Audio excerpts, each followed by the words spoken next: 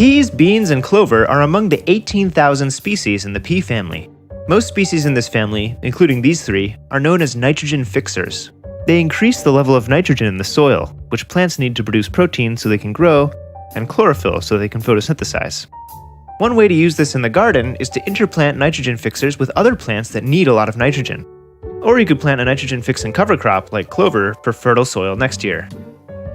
Okay, this can be useful, but doesn't nitrogen fertilizer do the same thing but more conveniently?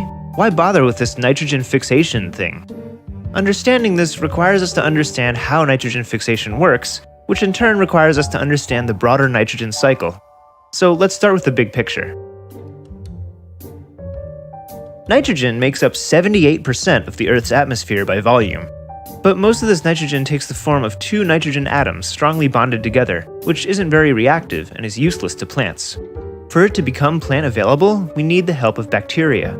Various species of bacteria eat atmospheric nitrogen and poop out ammonium. This gets eaten by other kinds of bacteria, which poop out nitrite, which gets eaten by yet another kind of bacteria, which poops out nitrate. All of these forms of nitrogen are available for plants, especially nitrate, which is the easiest for plants to use. Plants can take this up directly if it is near their roots, but they most often rely on strands of fungi that attach to their roots and bring nutrients to them in exchange for the sugars and carbohydrates the plant roots exude.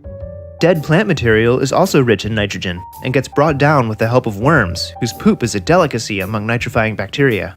Some of the ways nitrogen exits the soil is when the crop is harvested, when water carries it away, or when it becomes gaseous and returns to the atmosphere.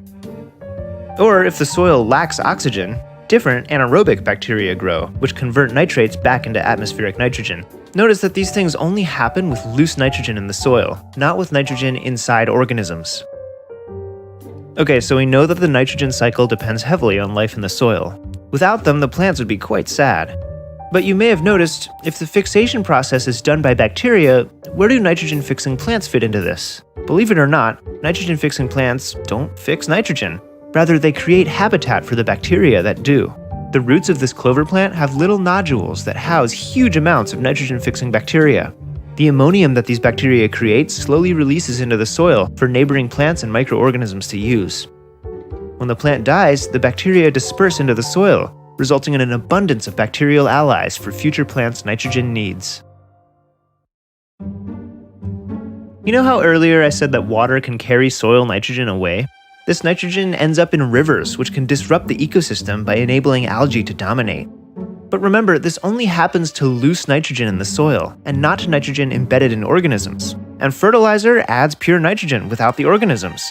So when it rains, huge amounts of it run off and pollute the water. Loose nitrogen molecules are also much more prone to volatilization, releasing huge amounts of nitrous oxide, a potent greenhouse gas, into the atmosphere. But that's not all. Such quantities of pure nitrogen irritate earthworms, which end up dying or leaving. It disrupts the helpful fungus on plant roots and changes the soil pH, making it inhospitable to bacteria. In short, it kills the soil. When the nitrogen all gets used up or washes away, the organisms aren't there to help the plants get more, so now you have to add more fertilizer, which worsens the problem. And these organisms did much more than just supply nitrogen. The root fungi also brought up important minerals for the plants. And now that they're gone, mineral fertilizer must also be used. Instead of working with this self-sustaining web of organisms freely sharing nutrients, we have to spend more money to add loads of fertilizer to dead soil, poisoning the water and contributing to climate change.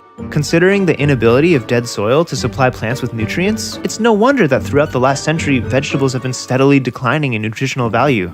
Healthy food requires healthy soil.